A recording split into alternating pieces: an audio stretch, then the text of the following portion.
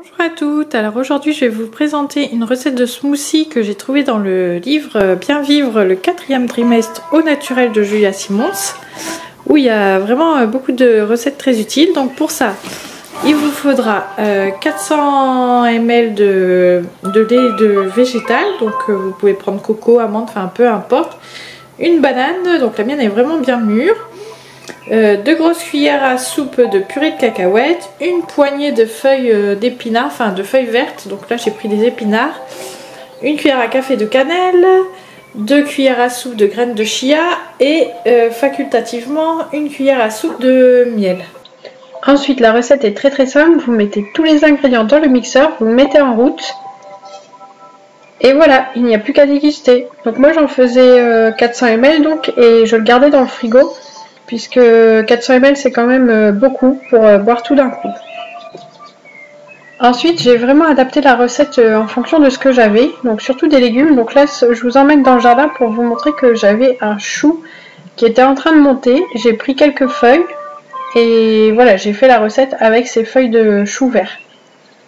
Donc voilà, on s'adapte vraiment à ce que l'on a. Donc c'est parti pour la même recette mais un peu différente. Alors pour ça vous aurez besoin de 400 ml de lait végétal de votre choix. Donc là j'ai pris noisette, on peut prendre coco, avoine, enfin peu importe.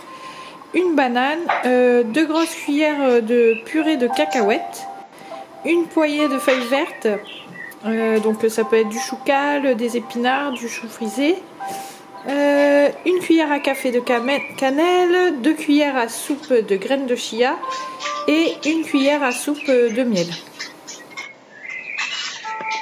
Donc voilà, comme pour la recette précédente, on met tout dans le blender, on mixe et voilà, c'est déjà prêt à déguster.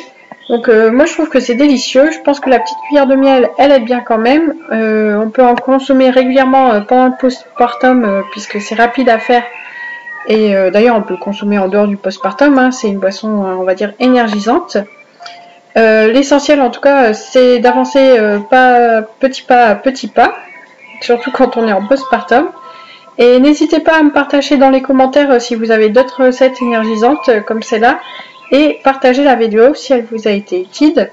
Mais surtout, profitez à fond de ces moments-là avec votre bébé. Je vous souhaite plein de bonheur avec votre bébé et à bientôt!